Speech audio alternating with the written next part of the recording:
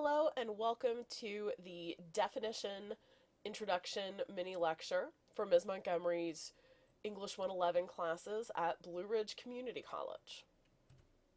When we think of definition, most of the time we probably think of something formal, something academic, in a reference book, in an encyclopedia, a glossary in the back of a textbook that gives you the specific meaning of a term for psychology or biology or something of that nature. And those are important definitions. They're useful. They help us communicate in whatever language we're using. But they're just the beginning of the kind of process that we're going to want to do in this first essay. You see the highlight here between denotative, objective, and connotative, subjective definitions. That second part is where we really want to spend our time with things that are or can be debated and debatable. Where can you make an argument? And how will that argument, in various ways, boil down to meaning, boil down to analyzing a single term or concepts? And some of the common ways that those changes happen and those possibilities get opened are the subject of this presentation. So we have historical definitions. Words, of course, change their meaning over time, fall in and out of use. And I'm sure you've had the experience talking to, say, your grandparents, where a word doesn't mean the same thing and there's confusion between the two of you. You see one of my favorite examples here that I came across in the reading for an 18th century British lit class back in college. But I'm sure you can imagine others. Think about the smartphones today. If we could just time travel back to the 70s and hold those up to somebody and say, look, this is a phone, they wouldn't believe us. And then another lens for looking at definition is operational. Something being defined in terms of what it does, what function it performs. If you work somewhere where you have a formal job description of the activities you're supposed to perform, that is an operational definition. Also, we can think about this in a somewhat humorous manner. If I take off my shoe and hammer a nail in with the heel, well, is it a hammer? And that sort of a possibility, as silly as it might sound, is the kind of thing that really is at the heart of debates in contract law and things that might come down to one word or one phrase. And then, of course, you see some other examples here about terms like mother, father, neighbor, friend can be just as much about what somebody does as about what or who somebody is. And then the concept of stipulative or situational definitions. That will be something to some extent that everybody's paper is going to be doing. Setting a particular context and then defining the word and the phrase in and for that context.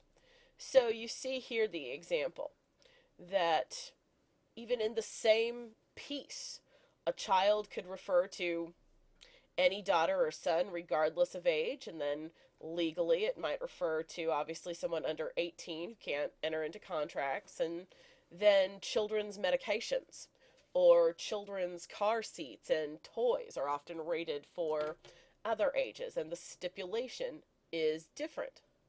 Another of my favorite examples of a definition from one context to another, if you think of saying Hail Mary in the context of a Catholic church, it's understood that someone's going to be praying a rosary.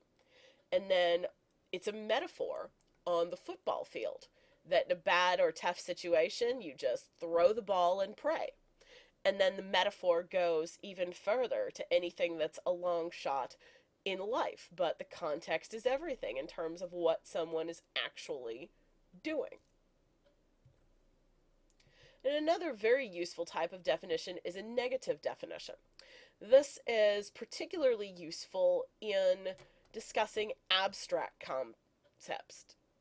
Shakespeare has a very famous negative definition of love. In one of his sonnets, it starts out, "Love is not love, which alters when it alteration finds, or bends with the remover to remove."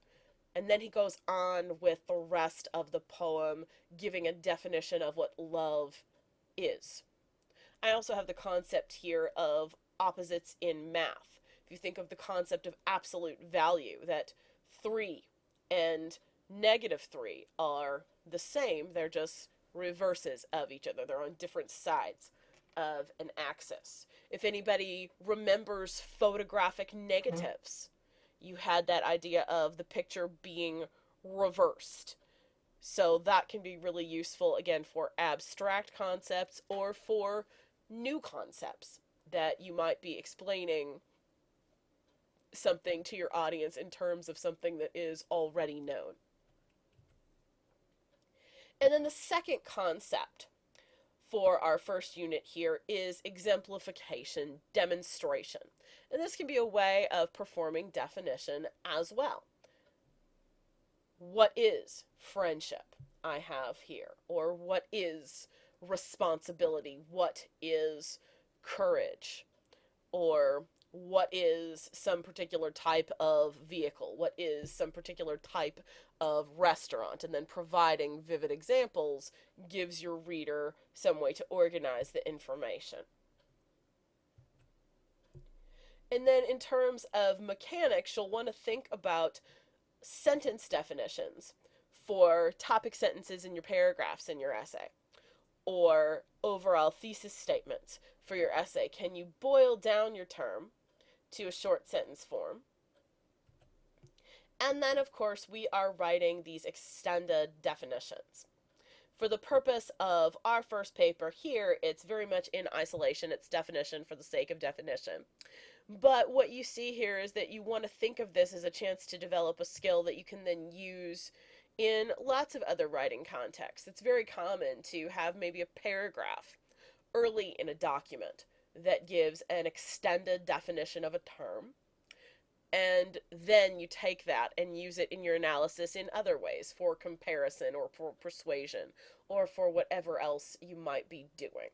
But you're really wanting to get in deep with just one word, one concept to begin with.